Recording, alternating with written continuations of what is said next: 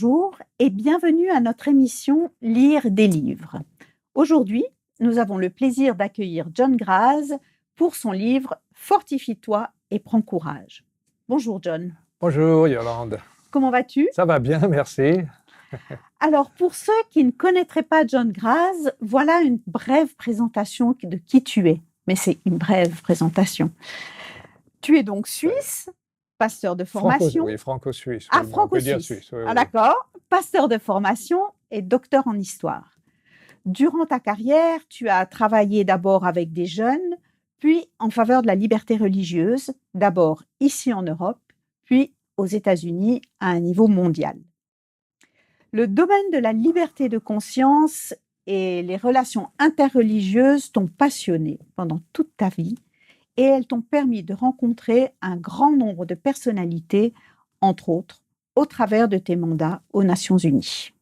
C'est bien juste. Oui, c'est ça. Mais malgré un emploi du temps bien chargé, tu as écrit de nombreux livres, traduits en plusieurs langues. Alors, on peut citer Réussir sa vie, 101 questions que les adventistes se posent, L'avenir est à moi, Sur le chemin de l'éternité, Ambassadeur, et le dernier né, Fortifie-toi et prends courage. Actuellement, tu es retraité, mais toujours actif. Tu es de retour en Suisse avec ton épouse et vous êtes proche de vos 3 fils et vos 4 petits-enfants. D'ailleurs, j'ai vu que ce livre leur était dédié à ces 4 petits-enfants. Oui. C'est juste, hein? Oui.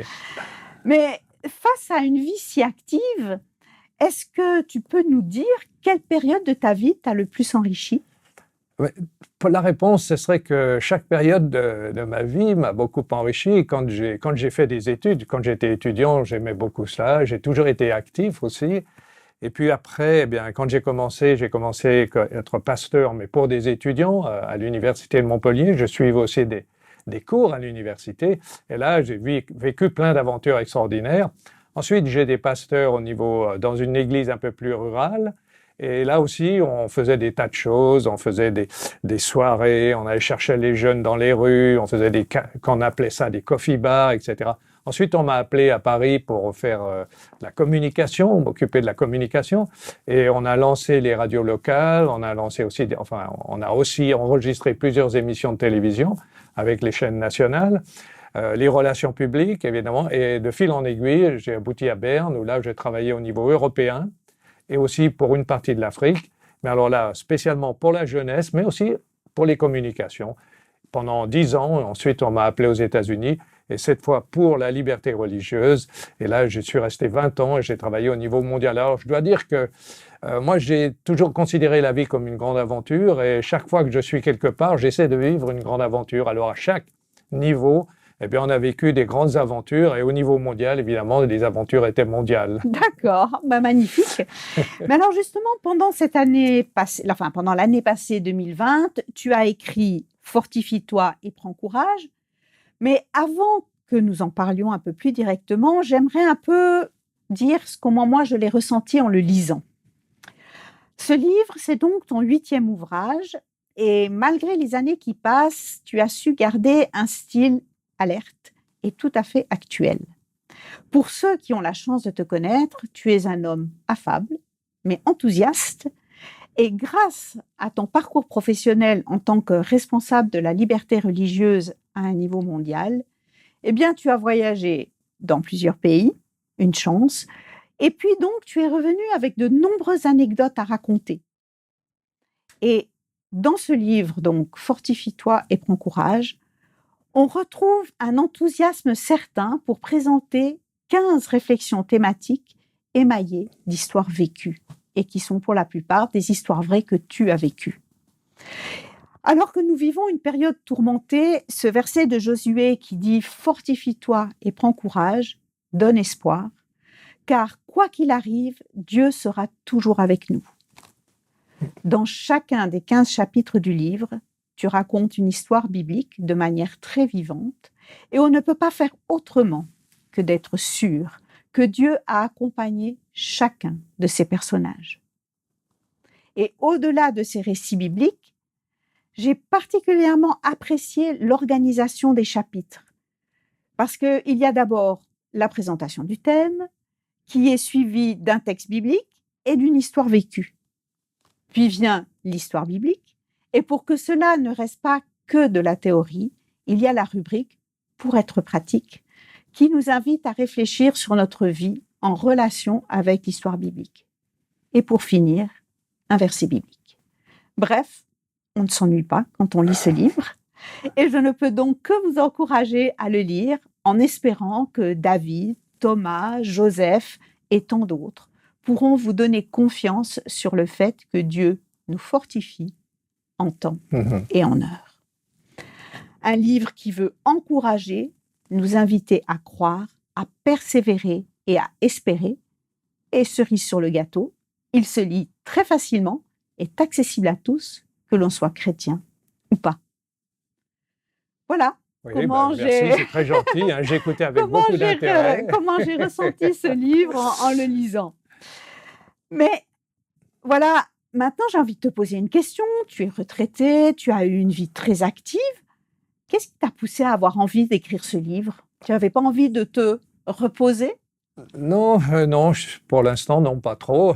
Mais j'ai toujours pensé qu'un jour, je devrais réécrire, parce que quand j'étais aux États-Unis, j'ai écrit des livres en anglais, j'ai écrit des articles, mais quand même, hein, c'était au milieu de beaucoup de voyages, comme tu as dit tout à l'heure.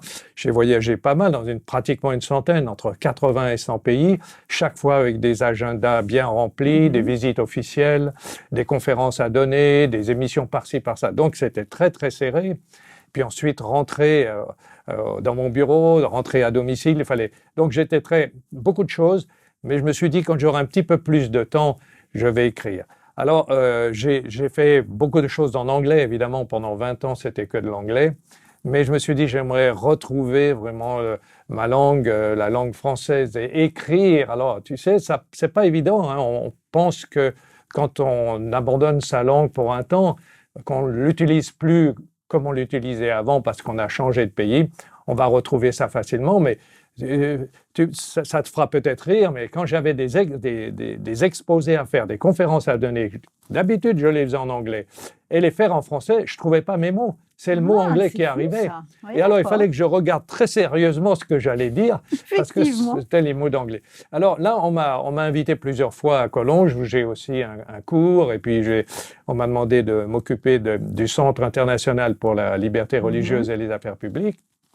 Et on m'avait demandé de présenter quelque chose, de faire un culte sur le début, au début de l'année scolaire. Alors, je me suis souvent dit, qu'est-ce que je peux dire à des étudiants? Qu'est-ce que moi, j'aurais aimé entendre, tu vois, quand je commence cette grande aventure, l'année scolaire? Pour certains, ce sera une grande aventure. Qu'est-ce que je vais dire? Eh bien, je me suis souvenu de Josué qui arrive devant Jéricho. Hein, Jéricho, c'est les forteresses, et la forteresse, c'est tout ce qu'on peut rencontrer comme obstacle dans la vie, et qu'apparemment, on ne pourra pas dépasser, on est bloqué là quelque part.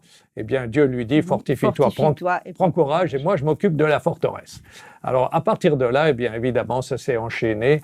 Et je crois que l'idée que j'avais aussi quand je suis rentré des États-Unis, c'était de faire quelque chose qui puisse encourager. Parce que j'ai toujours référence au livre « Réussir sa vie » et comme je t'ai dit, j'ai voyagé dans le monde entier et très souvent, par exemple, au Kazakhstan et dans des pays comme ça, très retirés, je voyais des gens qui avaient la version russe de « Réussir sa vie » et ils me disaient que ça les avait beaucoup encouragés.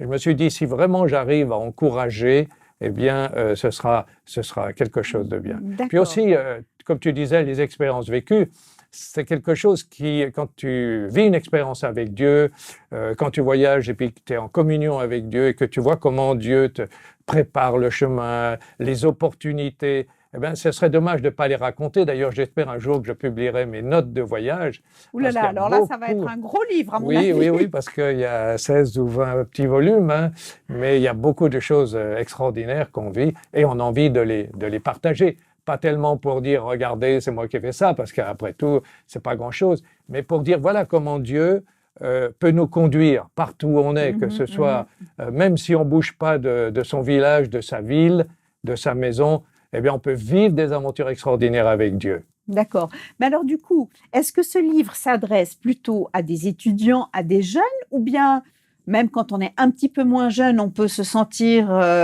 disons, Ce Moi, livre peut nous faire du crois, bien. pour répondre à ta question, parce que c'est une question qui vient souvent, surtout quand, après réussir sa vie, ou visiblement c'était pour des jeunes étudiants, des jeunes au pied de de grandes aventures de la vie. Non, à mon avis, il s'adresse à tout le monde, hein. Moi, je ne me suis pas posé la question à qui je m'adresse. Normalement, en communication, on te dit toujours, posez-vous la question à qui vous vous adressez. Moi, j'écris comme je parle. C'est pour ça que tu dis que c'est un langage parlé. Je me souviens, le premier livre que j'ai écrit, Une histoire d'amour, c'est Philippe Augeant qui avait fait l'introduction. Il avait dit c'est un langage parlé. Oui, c'est ça, c'est toujours le style. Je me situe pas du tout comme écrivain, simplement j'ai quelque chose à partager et je le partage et ça vient comme ça vient. Ouais. Et puis bon, je crois que quelle que soit la période de notre vie, il y a bien souvent, on a des forteresses devant nous et bien souvent, on a besoin d'une petite voix qui nous dit fortifie-toi et prends courage. Et ça, c'est valable à 20 ans, à 40 ans, à 60 ans, à 80 ans. Et même, tu vois, tu dis 80, mais regarde, il y a Moïse, l'expérience de Moïse. À 80 ans, Moïse est au pied d'une grande aventure qui va changer complètement sa vie et la vie du monde aussi. Donc, c'est jamais fini, hein, quand on marche avec Dieu. Dieu a toujours quelque chose de préparé pour nous. C'est aussi un des thèmes, hein, laisser Dieu nous surprendre. Hein, Dieu a toujours une bonne surprise pour nous. Alors, il faut être ouvert à cette bonne surprise. Mais d'ailleurs, justement, dans les différents chapitres de ce livre, on a dit donc qu'il y en a 15, tu nous parles de Jéricho, de Zachée, de l'aveugle de naissance, de Thomas, de David. Quel a été ton fil rouge, en fait, pour choisir ces histoires bibliques? Et puis, pourquoi tu as choisi celle-là et puis pas d'autres? Qu'est-ce qui t'a motivé dans ces choix d'histoire? Mon fil rouge, c'est ça, hein, c'est que quelle que soit la situation dans laquelle on n'est jamais seul. Et même si c'est des situations tragiques, difficiles, on n'est jamais seul. Dieu est toujours avec nous. Il est là, près de nous. Le Seigneur est avec nous. Donc, il faut faire le pas, il faut s'avancer et il faut garder confiance. C'est ça, il faut garder confiance. Évidemment, j'ai pris pas mal d'exemples, hein, sur 15 thèmes. Et chaque fois, il y a cette idée qui revient, gardons confiance, courage, on n'est pas seul et finalement, on est dans la bonne voie, on marche dans la bonne direction et on va y arriver. Oui, c'est ça. En fait, ce sont des histoires bibliques avec des personnages qui ont eu besoin que Dieu les encourage et Dieu les soutienne dans ce qu'ils Les histoires vivaient. bibliques, elles sont tellement extraordinaires, je veux dire. On peut tellement retirer des histoires bibliques, tu vois. On peut les prendre à différents niveaux. On peut la prendre, une histoire biblique, on peut la prendre au niveau, le premier niveau, c'est-à-dire, c'est extraordinaire. L'histoire d'Abraham, l'histoire de Jacob, l'histoire de David, etc. Mais après, on peut la prendre aussi à un niveau plus profond et voir, c'est l'histoire de David, tu vois, où je parle aussi de la stratégie de David. Au début, on lit ça, et puis c'est David qui prend sa fronde et tout. Et en allant un peu plus loin dans l'histoire de l'époque, dans les informations qu'on nous donne aussi sur les armées de l'époque, on s'aperçoit que les frondeurs faisaient partie des armées de l'époque. Et aussi la manière de David face à Goliath. Pourquoi David gagne? Pourquoi Goliath? Parce que David ne se met pas sur le terrain de Goliath, tu vois. Alors ça, on va un petit peu plus au fond et on s'aperçoit que David avait une stratégie inspirée par Dieu. Il ne voulait pas se mettre sur le terrain de Goliath. C'est-à-dire, il ne faut pas se mettre sur le terrain de ses ennemis. Il faut mettre sur le terrain où Dieu nous a placés. Et Goliath, lui, il a l'habitude des corps à corps. Donc, il est invincible dans les corps à corps. David n'avait aucune chance en corps à corps. Effectivement. La seule chance que David avait, c'est de rester comme il était, ne pas prendre l'armure que Saul lui donnait, rester comme il était et agir. Et la vitesse, la mobilité et la précision, c'est ce qui l'a fait gagner son combat. Mais ce que je trouve magnifique d'ailleurs, c'est que dans toutes ces histoires qui se sont passées il y a tellement longtemps, eh bien, elles ont encore quelque chose à nous apprendre. Elles auront toujours quelque chose à nous apprendre. Ça, je trouve assez formidable, en fait. Et tu vois, par exemple, pour David et Goliath, un livre a été écrit, David et Goliath, quand j'étais aux États-Unis. C'est un livre qui a eu pas mal de succès.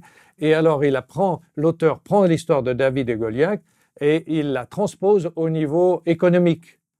Tu vois, au niveau économique. Ah, oulala, d'accord. Et il dit ceux qui réussissent, finalement, c'est ceux qui ne se mettent pas sur le terrain des autres. C'est ceux qui créent quelque chose, qui bouleversent les règles. D'accord. Alors, intéressant. Tu vois, comme quoi. Hein. Mais on en revient toujours, comme tu le dis, on revient toujours aux histoires bibliques, aux histoires d'Abraham, aux histoires de Joseph. On vit avec ces histoires parce que ces histoires, elles n'ont pas de temps. Qu'elles se soient passées il y a 1800 ans, 2000, 3000 ans, elles sont toujours des histoires qui touchent le cœur humain et qui touchent les relations entre les humains. Exactement. Mais alors justement, aujourd'hui, on est au XXIe siècle, en pleine crise du coronavirus.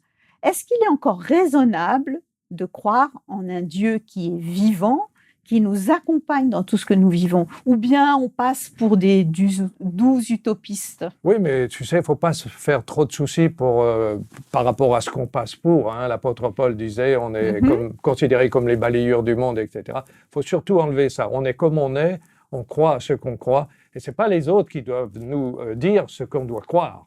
Hein, je crois que là, c'est très important d'avoir des convictions, ne pas écraser les autres avec nos propres convictions, mais ne pas être influencé, parce que trop souvent, hein, on est trop ouvert sur le monde, on veut s'aligner, déjà juste pour communiquer, tu vois, déjà juste pour communiquer avec les autres. Parfois, on est obligé de changer pas mal de choses, et à force de changer, on ne dit plus rien. Oui, on ne sait plus qui on est. Parce que si tu veux, Yolande, permets-moi, si tu veux faire plaisir à ceux qui t'entourent, je veux dire à la société, il faut dire que Dieu n'existe pas, là, ils seront contents. Tu comprends? Si tu dis, moi je suis croyant, je suis chrétien, mais je crois que Dieu n'existe pas, là, tu es un héros. Si tu dis la Bible, oui, la Bible, mais la Bible, c'est un tissu de contes et de légendes, alors là, on va t'acclamer. Mais il ne faut pas rentrer dans ce jeu. Et tant pis, ça fait plaisir ou ça ne fait pas plaisir. Il n'est pas question d'agresser les autres, mais il est question de partager avec ce qu'on a le plus fort. On a des choses à dire qui peuvent intéresser ceux qui nous entourent. Ça ne veut pas dire non plus qu'il faut fermer les oreilles et les yeux sur les autres. Au contraire, on va communiquer. Mais il y a quand tu lis la Bible, il y a tellement de choses extraordinaires à partager. Et déjà pour nous enrichir, et ensuite pour partager, que ce serait vraiment dommage de passer à côté, quoi. Oui, parce que c'est clair qu'aux yeux de certains, les chrétiens sont des utopistes, mais pour ceux qui vivent ce christianisme, eh bien c'est une force. Tout à fait, c'est une force. Et cette phrase « fortifie-toi et prends courage », elle a encore tout son sens aujourd'hui au XXIe siècle. C'est une phrase d'encouragement, tu vois, c'est Dieu qui nous encourage. Il dit devant la difficulté, devant l'épreuve, je suis là, je te fortifie, prends courage, on va passer le cap, on passera Jéricho et on continuera la marche. C'est ça, parce qu'il y a environ 4000 ans, Dieu a donné cette mission à Josué qui avait la lourde tâche de remplacer Moïse, et Dieu lui dit, fortifie-toi, prends courage, je ne vais pas te laisser seul en fait. Et dans nos vies d'aujourd'hui, quelle est finalement notre part à nous à faire, et quelle est la part de Dieu dans ces missions qui sont devant nous? C'est une très bonne question, et moi je dirais un peu, je reprendrai la citation d'Ellen White par rapport à Joseph, hein. Il faut faire le mieux que l'on peut, en étant fidèle à Dieu et laisser à Dieu le choix des conséquences. C'est-à-dire que Joseph, il fait le mieux. Il est le meilleur qu'il puisse, mais malheureusement, les conséquences ne sont pas bonnes puisqu'il va en prison, puisqu'il est accusé. Mais il laisse à Dieu le choix des conséquences. Et ce qu'il ne voit pas, là, c'est le sujet, le plan de Dieu pour nous, le temps de Dieu. Il y a un temps dans lequel Dieu va agir, c'est le temps vraiment approprié, où toutes les choses se mettent en place, et là Dieu agit. Et le plan de Dieu, c'est que Dieu a un plan pour chacun d'entre nous. Il avait un plan pour Joseph, et Joseph devait se préparer. Malheureusement, la préparation pour la place qu'il allait occuper, la préparation devait être très dure, mais il n'était pas tout seul. Mais Joseph ne le savait pas. Joseph ne savait pas quand il était en prison qu'un jour il sortirait et qu'il deviendrait l'un des dirigeants, le dirigeant numéro 1 après Pharaon de l'Égypte. Mais il a laissé à Dieu le temps d'agir et aussi à Dieu le choix des conséquences. Et même si l'histoire ne se termine pas bien, comme Paul, Pierre qui termine martyr, mais elle se terminera quand même bien, parce que Paul dit, je cours vers le but et je vais recevoir la couronne. Donc la couronne, personne ne pourra lui enlever la couronne. C'est-à-dire que même si ici-bas, l'histoire ne se termine pas bien, ou l'on croit que l'histoire ne se termine pas bien, en réalité, elle se terminera toujours bien quand on a la foi. Ça, je suis d'accord. Mais il faut reconnaître que tout à l'heure, quand tu parlais de Joseph, et que je pensais à Joseph qui a fait 2 ans en prison, et quand on sait comment... Enfin, non, on ne sait pas, mais enfin, quand on imagine comment était, ou même plus que 2 ans, dans cette prison, je pense qu'il faut vraiment avoir très fort dans le cœur ce verset « Fortifie-toi et prends courage, je suis là », même que tu es en prison, même que tu es dans des conditions désastreuses. Je trouve que ça demande une sacrée dose de foi. Tout à fait, mais je voulais aussi te dire quelle alternative il avait. Une fois que tu as connu Dieu, quelle alternative tu as? Donc tu es en prison, c'est injuste, la société est injuste et tout. Alors, tu vas te rebeller contre Dieu. Mais qu'est-ce qui te reste? Une fois que tu t'es rebellé contre Dieu, qu'est-ce qui te reste? Est-ce que ça va être mieux après? Non. Le mieux, c'est d'être encore avec Dieu. C'est lui qui va t'aider, c'est lui qui va nous aider. Si on enlève Dieu, on se retrouve tout seul. Et alors là, c'est l'enfer. Et là, c'est l'enfer. Là, c'est l'enfer. Alors, c'est vrai que je pense que des Joseph ou bien d'autres personnes, ou même, je sais pas, d'autres personnages qui ont vécu des choses tellement difficiles, ils se savaient pas seuls parce qu'ils savaient que Dieu avait été avec eux et qu'un jour, de toute façon, ils seraient victorieux. Même si c'était dans l'avenir, un avenir très lointain. C'est extraordinaire, tu vois, dans la foi chrétienne, c'est que tu es toujours victorieux à la fin. Si tu tiens, si tu demeures avec Dieu, Dieu demeure en toi, tu es victorieux à la fin. C'est ça. D'ailleurs, à la fin de chacun de tes chapitres, il y a la rubrique qui est « Pour être pratique ». Est-ce que la Bible n'est pas forcément assez pratique au premier coup d'œil? Oui, non, la Bible est très pratique, mais parfois il faut un peu la condenser. Il faut la condenser. Tu vois, quand tu écris 4-5 pages, quand tu arrives au bout des 4-5 pages, peut-être que tu te demandes, mais qu'est-ce que je retire de tout ça? Oui. Alors, c'est pour ça que le fait pour être pratique, 3 points pour être pratique, ça aide. On revient un peu, en quelques lignes, tu vois, on revient un peu sur le sujet et ça permet de bien asseoir. Et puis ça permet d'intégrer un peu ça pour notre vie aussi. Ça permet d'intégrer ce qui a été dit, oui. Tout à fait. Et de prendre des décisions s'il y en a, de se souvenir de ce qui a été dit, oui. D'accord. Puis pour toi, je pense que je connais la réponse, mais j'aimerais quand même que tu la donnes. Être chrétien aujourd'hui, c'est un privilège? Oui, c'est un privilège énorme et plus je vois ce qui se passe quand on abandonne Dieu, par exemple nos sociétés qui abandonnent Dieu et quand tu voyages, surtout quand j'ai voyagé dans tellement beaucoup de pays, tu sais, oui, c'est un énorme privilège, c'est un énorme privilège. Moi, j'ai eu la chance de faire une expérience spirituelle, une conversion. J'ai grandi dans un milieu chrétien, mais à partir d'un moment, j'ai tout abandonné et puis j'ai retrouvé. Et je peux te dire que c'est le jour et la nuit. C'est vraiment le jour et la nuit. Dès l'instant où j'ai mis ma vie dans les mains du Seigneur et j'ai décidé de marcher avec lui, ma vie est devenue quelque chose. Elle est devenue une grande aventure. Mais dans les grandes aventures, il y a des hauts et il y a des bas. Tu vois? Absolument. Alors, il faut prendre les choses comme elles sont, mais seulement on sait où on va et on sait qu'on va y arriver. Puis alors, justement, une dernière question. Pourquoi faut-il lire ton livre? D'abord, ça me ferait plaisir de savoir que vous lisez le livre. Non, mais je crois que c'est un livre qui va encourager tous ceux qui vont le lire.